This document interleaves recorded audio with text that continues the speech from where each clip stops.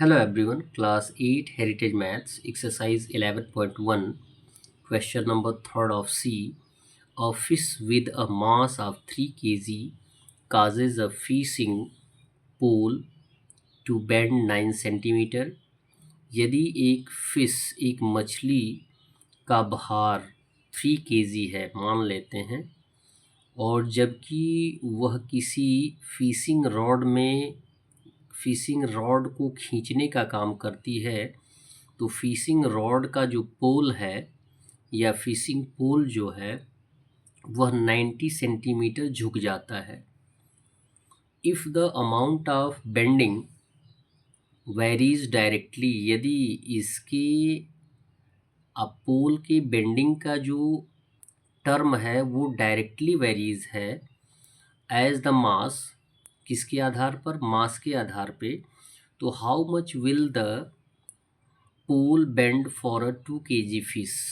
तो आपको ये बताना है कि यदि फिश की भार, किसी मछली का भार 2 kg होगा तो वह कितने एंगल में बेंड करेगा, झुकेगा। ये भी डायरेक्टली है, तो जबकि हमें क्या फाइंड आउट करना है? Bend of pole. तो x मान लेंगे, लिखेंगे let the pole bend be x centimetre. मान लेते हैं कि वह पोल क्या होगा, x सेंटीमीटर बेंड करेगा।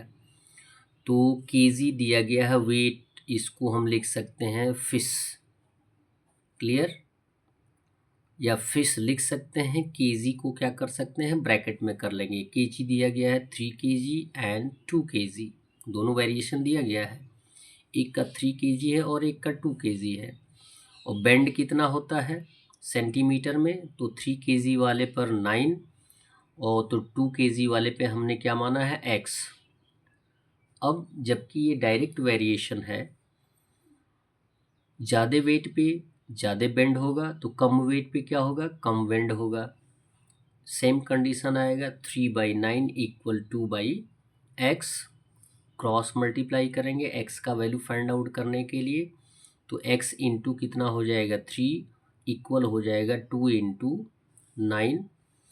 x का वैल्यू फाइंड आउट करना है तो 3 को ट्रांसफ़र कर देंगे, तो एज ए डिवीज़न आ जाएगा 2 इंटू 9/3। 3 से 9 को रिड्यूस कर देंगे, 3 3 जा 9, 3 2 जा हो जाएगा 6, यानी x का वैल्यू हो जाएगा 6 सेंटीमीटर। इट मीन्स 2 kg भार वाले फिश के लिए जो फिशिंग पोल होगा वो 6 सेंटीमीटर बेंड होगा।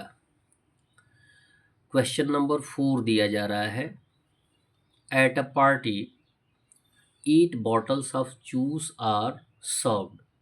एक पार्टी में 8 बॉटल्स जूस सर्व किया जाता है for every batch of 5 children, 5 बच्चों के प्रत्येक बैच के लिए।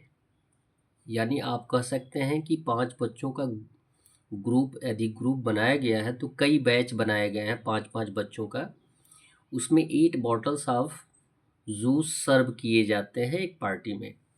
How many bottles would be served if 40 children were present at the party. अब ये बोला जाता है कि किसी पार्टी में यदि 5 बच्चे उपस्थित होते हैं तो 8 बॉटल्स ऑफ जूस यूज़ होता है।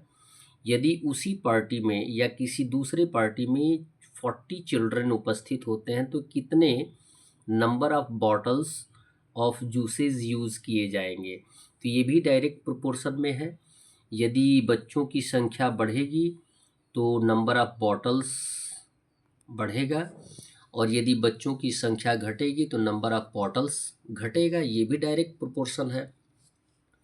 तो हम नंबर ऑफ बॉटल्स को लेट कर लेंगे क्योंकि उसे ही हमें फाइंड आउट करना है। तो लिखेंगे let the number of bottles be x। अब 2 टर्म एंड कंडीशन दिए गए हैं, number of children and number of bottles. तो लिख देंगे बॉटल्स कितने हैं, एक में तो 8 है, ठीक है, और दूसरे में हमें फाइंड आउट करना है, जिसको हमने क्या कर लिया है, x मान लिया है, x एज्यूम कर लिया है, 8 और x हो जाएगा। नंबर ऑफ़ चिल्ड्रन की बात की जा रही है तो फर्स्ट में 5 नंबर ऑफ़ चिल्ड्रन है और सेकंड में 40। ये डायरेक्ट वेरिएशन है, सेम कंडीशन वही आएगा, 8/5 इक्वल हो जाएगा x/40। 40 क्रॉस मल्टीप्लाई करेंगे तो x इंटू 5 इक्वल हो जाएगा 8 इंटू 40 या 40 इंटू 8। 5 को ट्रांसफ़र कर देंगे तो एज ए डिवीज़न आएगा और 5 से 40 को रिड्यूस कर देंगे तो 5 8 जा 40, 8 8 जा 64। इट मीन्स 64 बॉटल्स 40 चिल्ड्रन के लिए यूज़ किए जाएंगे। That's all. वीडियो को लाइक करिए और चैनल को सब्सक्राइब करिए। धन्यवाद।